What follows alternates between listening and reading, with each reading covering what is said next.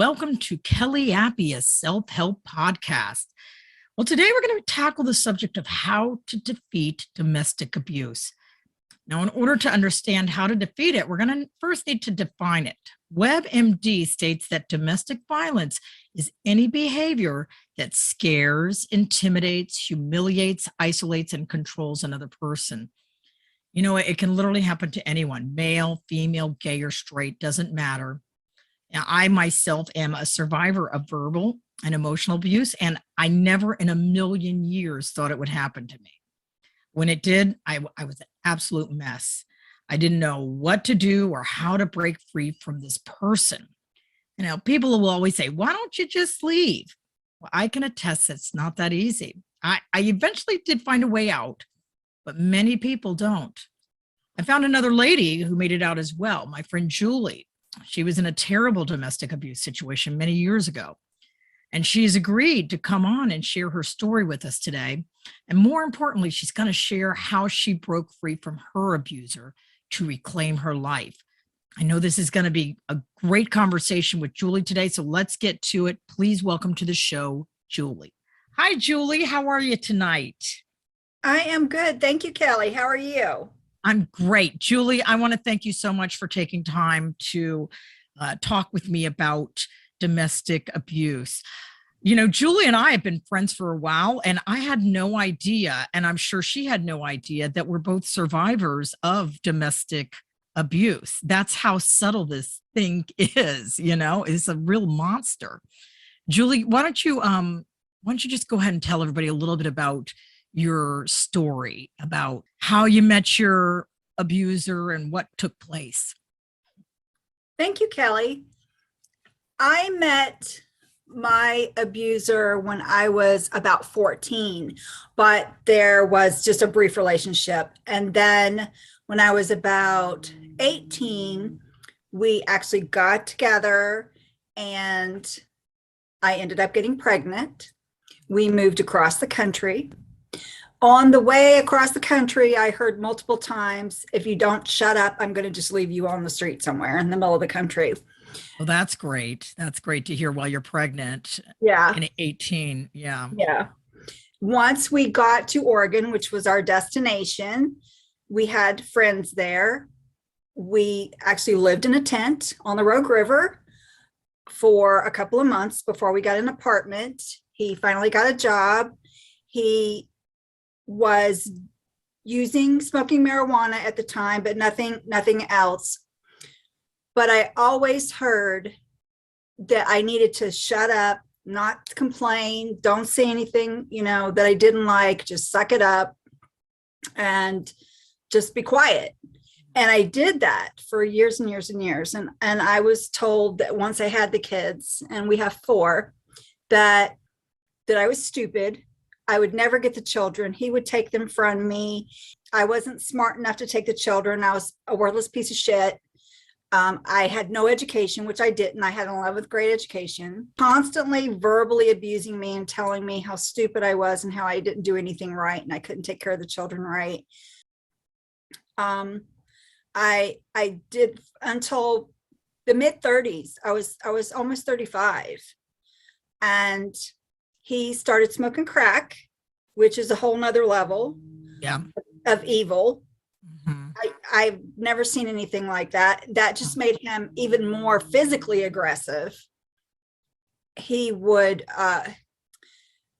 for the children, like I would try to make sure the children were in Girl Scouts, Boy Scouts, baseball, you know, things children need to do to learn. And he didn't want any of that. So that is one of the things that an abuser likes, to keep you separated and silent and away from anybody that can help you. That's how that being alone is how they can control you the best, I feel like.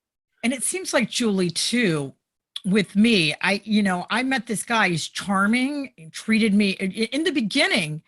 You're a princess, that you get treated like the best thing that's ever happened to this person.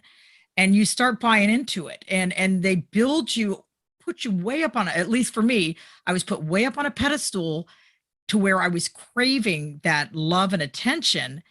And then slowly but surely, like you said, the little nicks start happening, that, weird things like, yeah, oh, you're fat. What mine used to tell me, he would smell my hair as like, your hair smells like chemicals. And, it would freak me out a little bit. He would complain about how I kissed. He would berate me. He always berate me.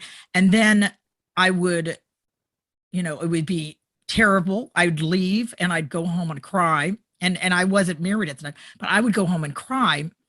And I couldn't wait for the phone to ring again, because eventually he would hold out maybe a day or two. He would call me back and apologize. I'm so sorry. Please forgive me. I didn't mean to do this. This is not who I want to be. I love you. And there it went again. The whole cycle just continued over and over again. I called it the dance of death.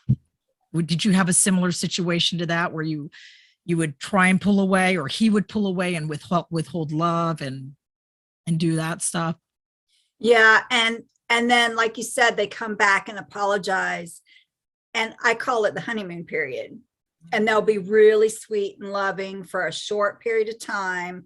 And then they'll just start, again, being abusive. It's a very short period, honeymoon period. Mhm. But yes, I had the same situation happen to me, where he would be really sweet and nice and apologize for what he'd done. He wouldn't do it again.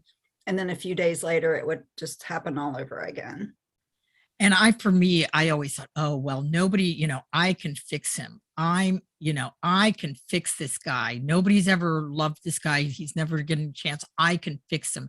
Yet I was getting, torn up in the process. And it was, when somebody physically hits you, you can see a black eye. When you're verbally abused, you can't see the damage going on, but there's some serious damage happening at that.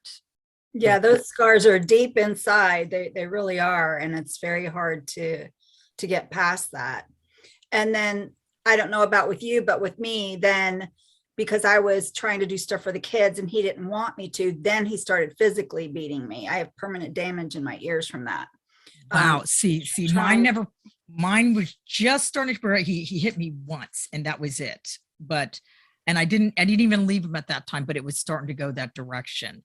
So explain to Julie, how did that happen? Like, did it just slowly start progressing to physical abuse? Yes, it was a slow progression. And it was honestly a fight over something that I felt like was important for the children. And he, again, wanted to keep us separated and alone and not have any friends. And so we just had a yelling match, and then he proceeded to start beating me in the face and the head. And he didn't hit me anywhere else. It was just all in the head and the face. And it was pretty bad. What happened when the first time that, you had to kind of think, because at least I know, I was like, I always knew it could kind of go that way, and it was heading that way. What were you thinking? Was it like, I was kind of in shock. Everything was in slow motion for me at that point. I couldn't believe I was actually in this situation. Yeah, I was scared to death. Honestly, we had a playhouse, one of those plastic playhouses in the house. I actually went in there and hid from him. So, because he couldn't get me in there. I was in the very corner. I didn't even have kids in the situation. So with yours having the kids in the mix, that adds a whole different level, because you're not only thinking about your safety, you're like, what am I going to do to protect these kids? Right. Yeah, he did hit our son a couple of times, where I actually was surprised that the school didn't call DSS, honestly.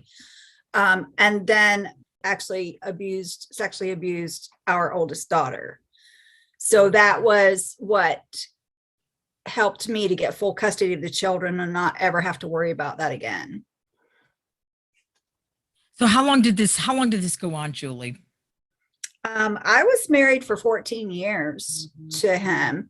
I don't know exactly how long he had molested our daughter, but we did get her counseling and help and everything, of course. But that was that was just more than I could bear. And I didn't actually learn that until after he left. So he started smoking crack, like I said, more and more and more.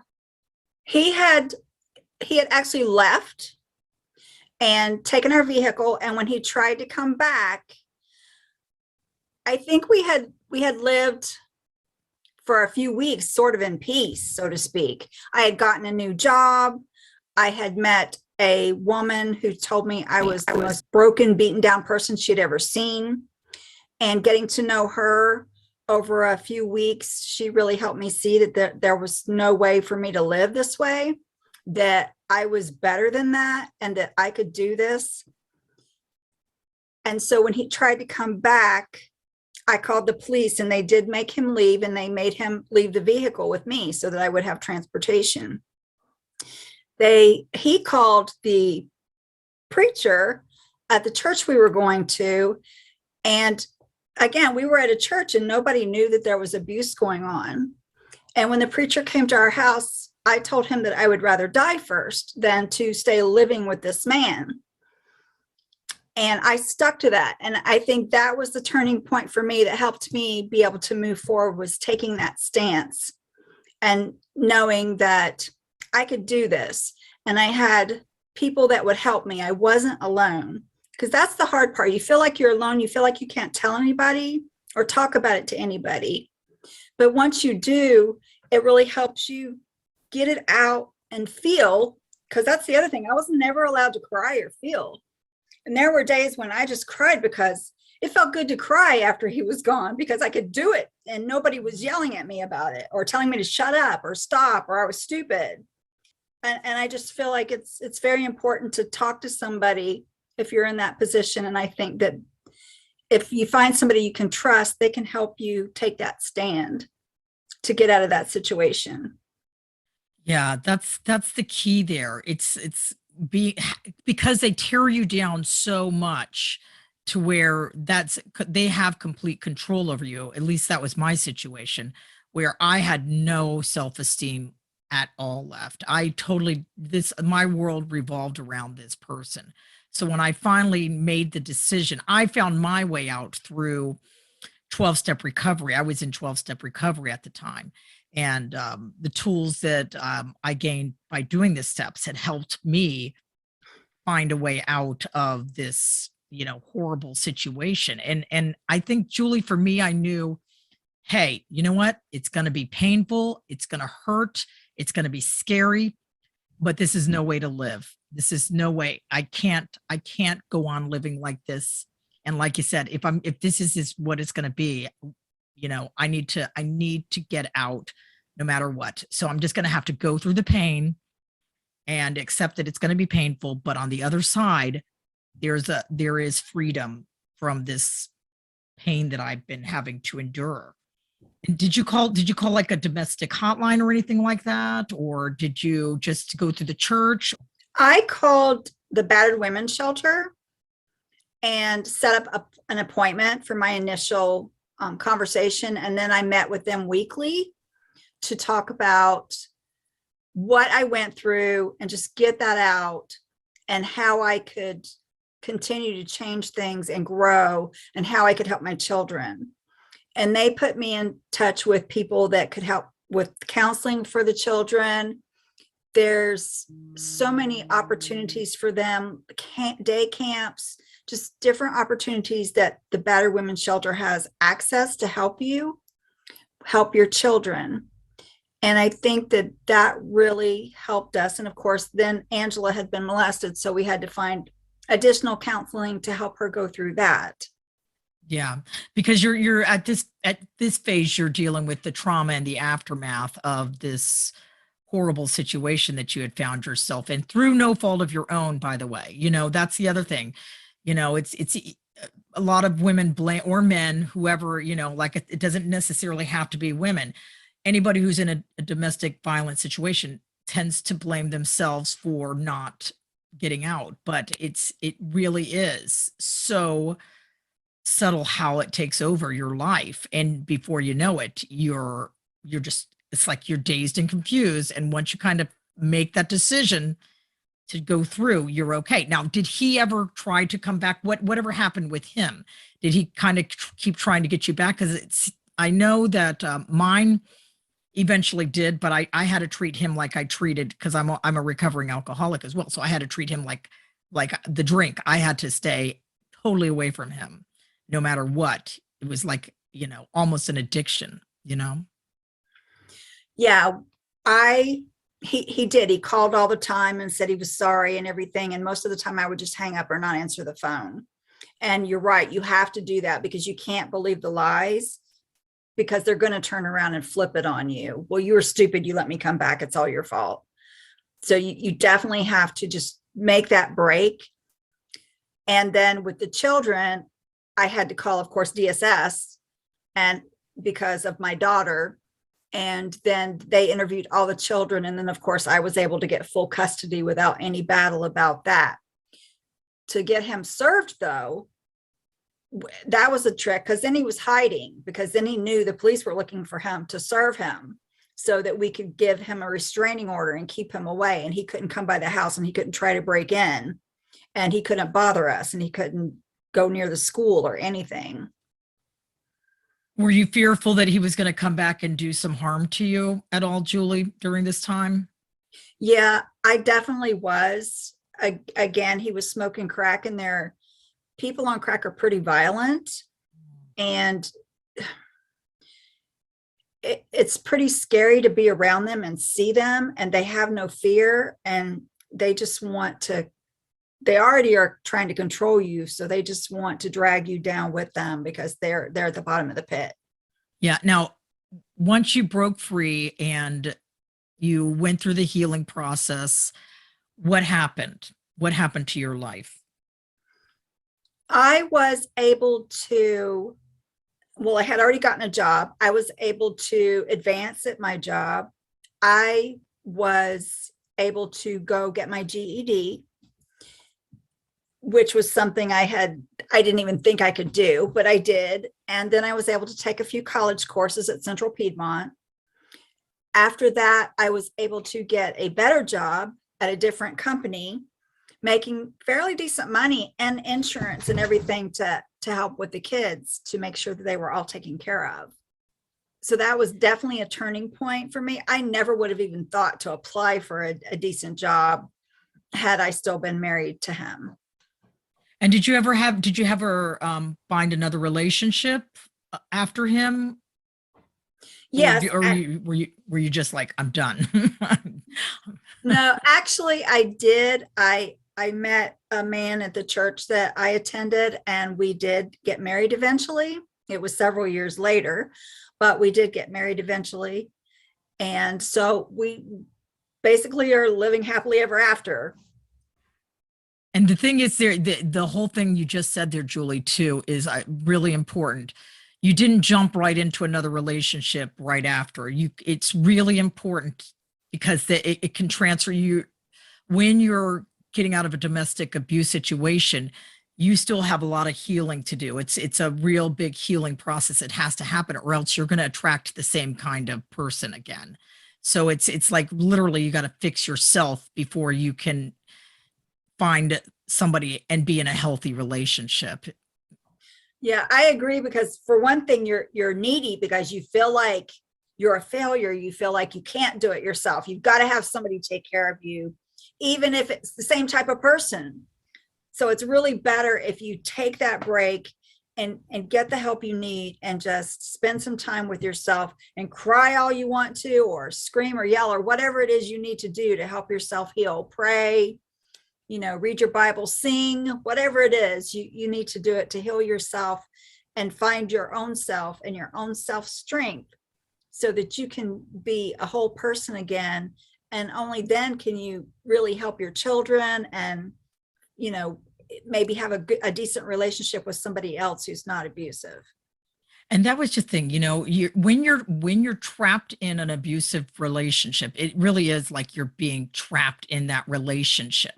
And once you make the decision to get out and leave the abuser, then you go through a world of pain. And I will say, for me, it was just as painful if not more than when I broke free from alcohol. And you feel like you're never going to get through to the other side at sometimes, you just cry and feel the pain, but you go through the pain. And once you reach the other side, I remember I was sitting in a coffee shop. I just will never forget this feeling, sitting in a coffee shop on Riverside Drive in California. And suddenly it occurred to me, I'm free. I'm free. I don't think about this person anymore. They don't control me anymore. I'm happy with myself. I'm happy being by myself. I like myself, I can do this. And that was the most amazing feeling in the world. I remember that feeling of freedom. I had a similar circumstance. He called and he was talking to me again. And I said to him, you have no power over me. Oh yeah. And that was that. And because he still kept feeling like he could pull me in and hurt me. And I just said, you have no power over me, and hang up and just let it go. And you really meant it too, Yeah. because it's like, no, you can't control me anymore. You have no power over me. You took back your power. That's the beauty of it. And if there's anybody out there listening right now, that's a key takeaway. You can have the power back. You don't have to live like this. There is a way out. Julie, believe it or not, like I said, it goes quick. we are at the end of the episode. I like to end the episodes though with my guest giving a message of hope to help and heal those out there suffering from domestic abuse. So what's your message out there to the person who's listening to this, lost, scared, they don't know what to do? What would you tell them, Julie? I would tell them to remember that fear is a liar. It's so against you. Fear controls you. Don't let that control you. It's a powerful emotion, and everything you ever wanted is on the other side of that fear. And you can take control of yourself, and you can take control of your life. It's really hard to do alone. Find somebody that you trust and that can help you and back you up and stand beside you. The girlfriend that said I was the most beaten down, broken person she had ever seen told me later, I had it in me all along. I just needed somebody to help me get there. So you have it in you to get out of that situation. You just need maybe a little bit of help to get where you need to be to get out of that situation. That's beautiful, Julie. I'm going to end with a quote for my audience.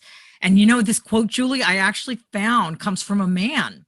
And so as I was looking for quotes, this one really spoke to me the most. And it's from a gentleman named Bob Casey Jr. And he states, I was heartbroken, scared. I had a lot of anxiety. I was worried. I felt weak.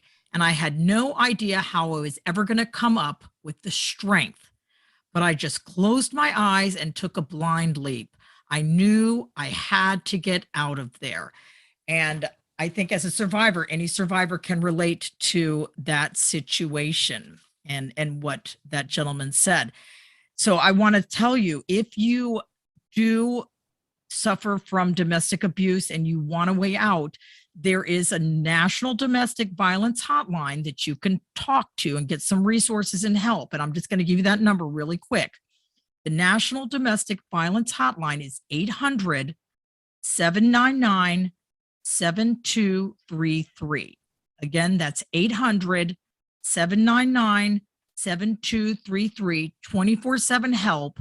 All you have to do is just make the decision, pick up the phone, and reclaim your life, reclaim your power. You can do it. Julie and I can attest it's much better on the other side. You don't have to live like this, right, Julie? Right, absolutely.